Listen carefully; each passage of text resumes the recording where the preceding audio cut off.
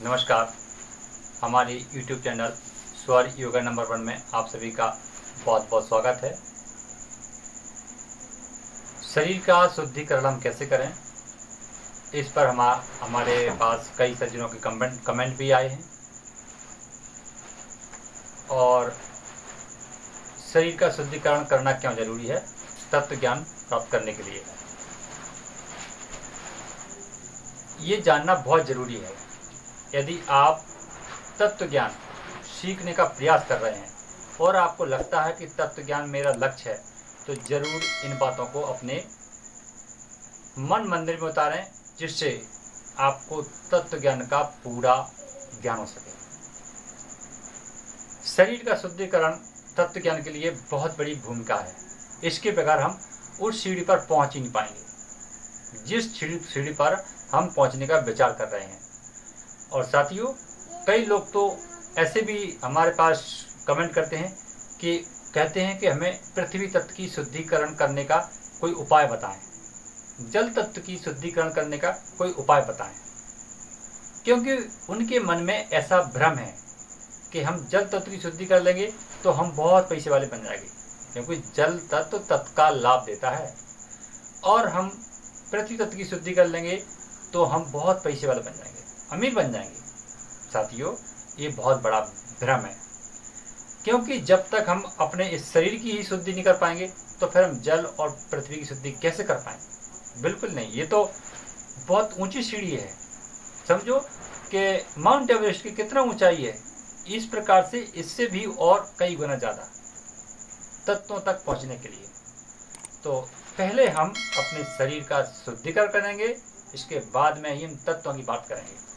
तो पहले हम शुद्धिकरण करने के लिए जान लेते हैं कि शरीर का शुद्धिकरण कैसे किया जाता है।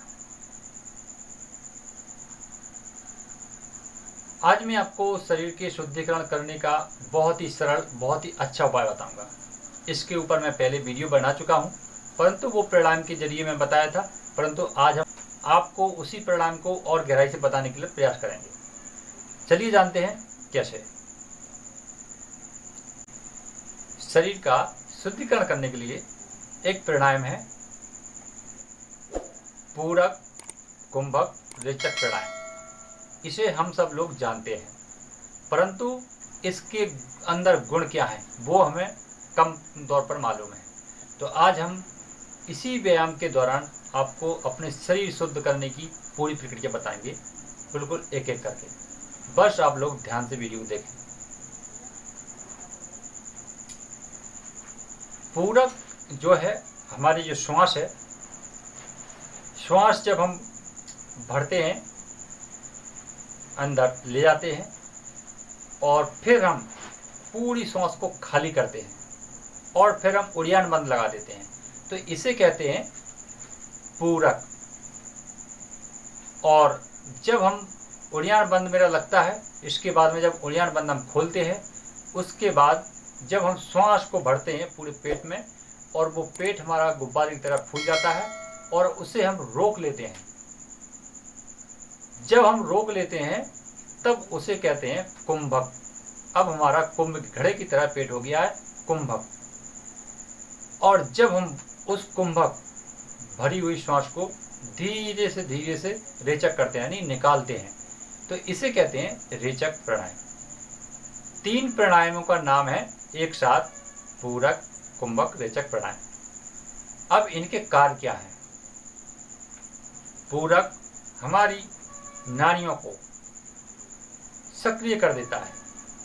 जब हम पूरक करते हैं, क्योंकि पेट में हम भरते हैं सांस और फिर पूरी खाली कर देते हैं और उड़ान बंद लगा देते हैं, तब हमारे शरीर में पूरी एक एक नाड़ियाँ अपने अपने तौर पर सजग हो जाती हैं, अपने अपने काम के लिए सजग हो जाती हैं।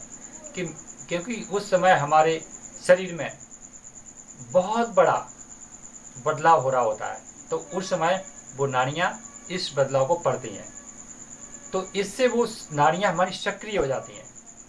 पूरक करने से हमारी नाड़ियों के में एक तेजी आती है, सक्रिय हो जाती हैं।